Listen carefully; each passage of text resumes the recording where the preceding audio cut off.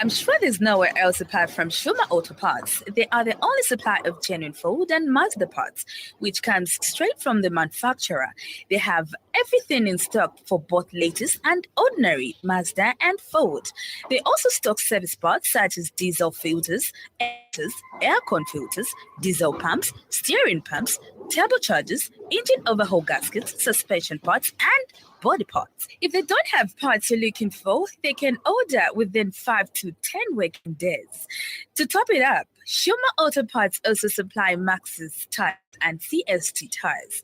Really? But where are they found? They are found on Chandram Sonda Road, Cruiser Auto Workshop in Lusaka. Call on 0979 192057 and 0960 747235. Email shumaautoparts@gmail.com. Shuma Auto Parts for all your genuine vehicle parts.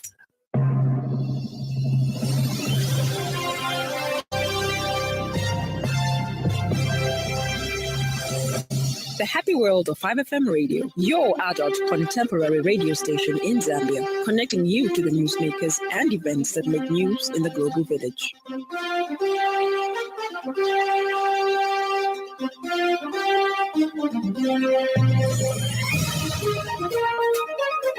Good evening. This is the 5FM main news. The headlines. WAMA grants over 150 water permits. ZESCO to institute emergency load shedding.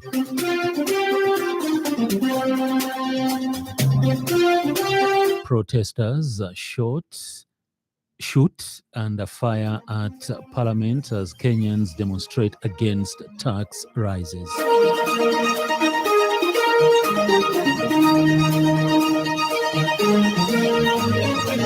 This news bulletin is also streaming live on the 5FM Facebook page, the YouTube channel 5FM Radio Zambia. With the details, I'm Herbert Mutabi. The Water Resources Management Authority, WAMA, says it has granted 152 water permits out of a total number of 152 water permit applications received during the drought emergency response for various commercial activities.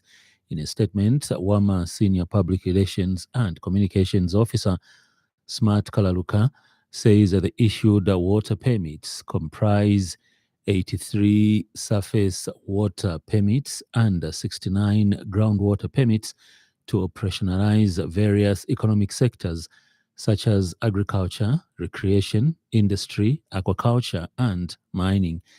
And the current prolonged drought has caused the groundwater levels to drop, especially in southern, western, eastern, and parts of Lusaka provinces. He states that the authority predicts that in Lusaka, most boreholes with high groundwater pumping rates in areas like Chalala, Makeni, Lusaka West, and Chongwe are likely to dry up by August-September 2024. Meanwhile, in southern province, streams that support groundwater recharge have dried up earlier this year than in previous years. Mr. Kalaruka states that the routine groundwater monitoring shows that the water levels have not been significantly impacted in areas with low pumping rates. Response, WAMA has, among other measures, intensified compliance inspections and enforcement in the drilling sector. He says this includes ensuring that only licensed drillers are permitted to conduct drilling, and all drillers must install GPS devices on drilling rigs to monitor and prevent illegal drilling. Recently, WAMA revealed that it observed insufficient groundwater recharge in 84 drought-affected districts. Government says it has continued implementing integrated mitigation measures in the management of human-animal conflict. Delivering a ministerial statement, Acting Tourism Minister Collins Nzovu stated that government is more concerned with the lives of people than animals. Mr. Nzovu revealed that in this regard, Government has, among other measures, procured 6 4x4 vehicles for rapid response in hotspots of human-animal conflicts. He added that the ministry will continue to conduct sensitization and awareness on animal behavior in order to educate citizens on ways of avoiding animal-human conflicts. Mr. Nzovu further alluded that government will train wildlife police officers in the protection of human life and property by the end of 2024. The government has this year procured 6 4x4 Land Cruiser vehicles for rapid response to HWC incidences, and these vehicles have been distributed to all hotspot areas. Use of indigenous methods. The government will train wildlife police officers in the protection of human life and property from HWC incidences at Nyamaluma Training School by the end of 2024. Government has continued implementing integrated mitigation measures in the management of human-wildlife conflicts with strict focus on hotspot areas in order to promote coexistence while safeguarding human life and property. The opposition Citizens First says President Hakainde Hichilema missed an opportunity to re-echo the need for a supplemental budget that addresses the high cost of living and channeling more resources to mitigate power deficit than asking members of the public who may not have resources to generate power. Party spokesperson Frank Sichone says that the president deliberately failed to comment on the 6 million hectare of land to be given out to a Vietnamese investor, whether true or not.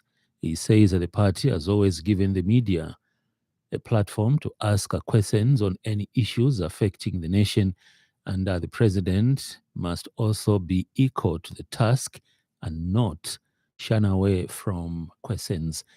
Mr. Sichone has further advised Information and Media Permanent Secretary Tabo Kawana to stick to his role and not MC at a press briefing. Reaction to the president's press conference, we have observed that when there's a press conference, the president has been avoiding the journalists. He has been avoiding to be asked questions on spot so that he can be able to provide answers to questions. We say this because each time there's a press conference, the president, through the PS, Mr. Kawana, says that the questions to be asked should be just restricted to what is talked about. What about issues that he has not touched on, which people want to know about? What about issues to do with the cost, maybe the cost of living, which is going high? And recently we saw the Minister of Finance issuing that supplement budget. And these are the issues that people could have wanted to find out more about. The Independent Broadcasting Authority, IBA, has encouraged the broadcasting sector to take advantage of the zero-rated solar products. Speaking when he paid a Ketesco on Copperbelt Province Permanent Secretary, IBA Director General Guntila Mlea stated that load shedding is a common challenge and taking advantage of the opportunity will help broadcasters to have 24/7 availability. He adds that government has come up with incentives that broadcasters should take advantage of other than broadcasting equipment that have been zero rated. Mr. Mulea alluded that IBA appreciates the challenges the broadcasting industry is facing. Our Copperbelt Permanent Secretary, Augustine Kasongo, has applauded IBA for taking advantage of the upcoming trade fair. He stated that this will allow the authority to interact with the public and showcase who they are. As IBA, we do require the broadcasting sector to have 24/7 availability, and load shedding does provide a challenge in that regard. Not only do we encourage them to look at alternative sources of power, in terms of the broadcasting sector, there are some equipment that have also been zero-rated, and would like to encourage people in the sector to take advantage of these opportunities that the government is putting in place. In other news trending this evening,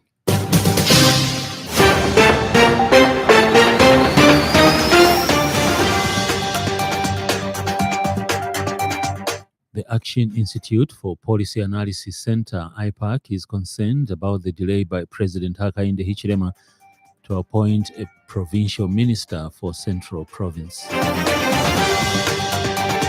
Former Defense Minister Richwe Osiamunene has underscored the need to ensure that the opposition leaders use public rallies constructively and avoid division. Up next, business news. 5FM Radio Business News. We mean business. Keep you current in commerce, trade, and industry, local and global. It's our business to keep you informed about business. In business news, ZESCO Limited has instituted emergency power rationing owing to the loss of 47 megawatts on the national grid from Ndola Energy. According to the Corporate Affairs Department, this is due to a technical challenge that occurred today, Tuesday, 25th June 2024, around 10 hours. The firm says due to the development, customers will experience longer than expected power rationing timings pending resolution of the technical challenge.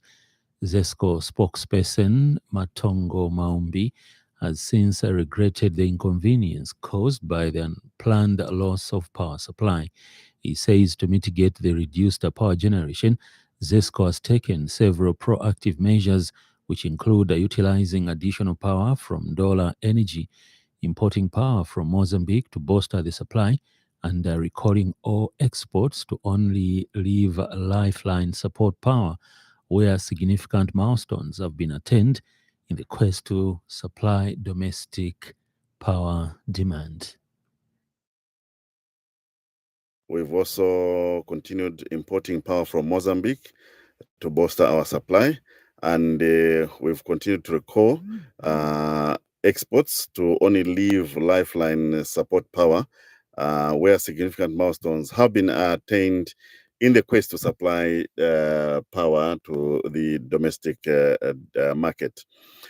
Despite these efforts, the instability of power imports and unforeseen technical issues have further compounded this situation. An example, one of our key intercontinentals for importing power is out of service until July 1, 2024.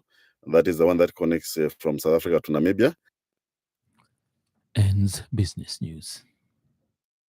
5FM Radio Business News. We mean business. Keep you current in commerce, trade, and industry, local and global. It's our business to keep you informed about business.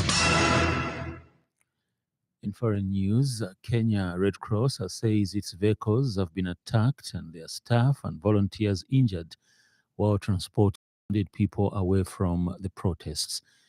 Reuters news agency is reporting that protesters have been driven from parliament amid clouds of tear gas and the sound of gunfire. Some lawmakers were evacuated through tunnels, the agency said. Earlier, some had entered the parliamentary complex and began damaging some of the things inside. Here's a roundup from for other world news stories. Are gathered from the far side of the moon. Scientists are eager to examine them. Afghanistan's cricketers have reached the semi-finals of a major tournament for the first time. They're through T20 World Cup after a dramatic 8-run victory over Bangladesh in St. Vincent. Their captain, Rashid Khan, spoke to reporters after the game. Now in sports news, 7-time COSAFA champions Zambia are hard at work at home before departure for Port Elizabeth for the 2024 COSAFA Championship. Coach Chisimbewe and his technical bench are hard at work, with the lads summoned for duty, sweating it out at Nkoloma Stadium. Zambia is in Group B alongside guest team Kenya, Zimbabwe and Comoros. The opening match will be against Kenya on Thursday before facing Zimbabwe 3 days later. Zambia will wind up with a game against Comoro Islands on July 2nd. The pool games will be played from June 26th to July 3rd, with the semi-finals on July 5th and the final and third playoffs to be staged 2 days later. We now have the evening weather report. Stay tuned.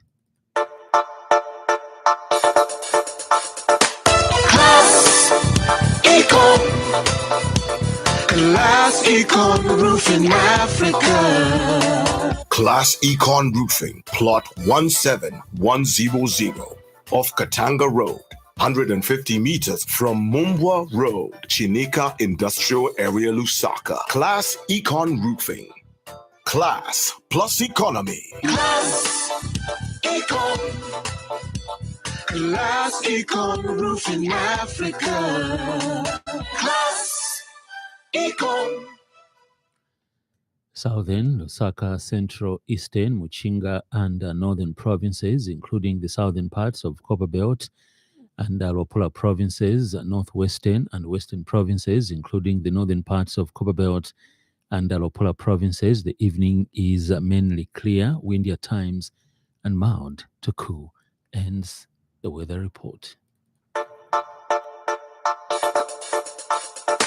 Class Econ. Class Econ Roofing Africa. Class Econ Roofing, plot 17100 off Katanga Road, 150 meters from Mumbwa Road, Chinika Industrial Area, Lusaka. Class Econ Roofing. Class plus economy. Class Econ. Class Econ Roofing Africa. Class Econ. That item brings us to the end of the news, but before we go, a recap of the top stories.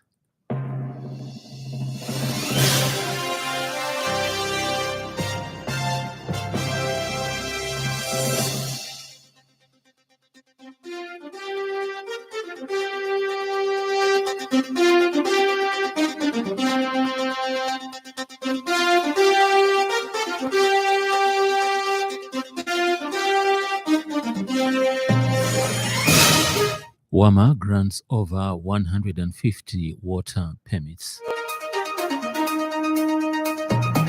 ZESCO to institute emergency load shedding.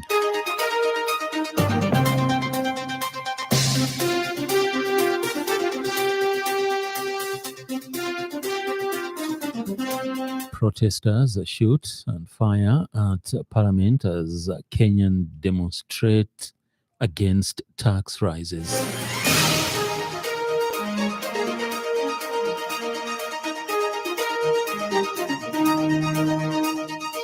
For more news, follow us on Facebook at 5FM Radio Zambia. On behalf of the entire news crew and the technical department, thank you for listening to the Happy World of 5FM. Stay safe and stay tuned to 5FM Radio. I'm Herbert Mutawi.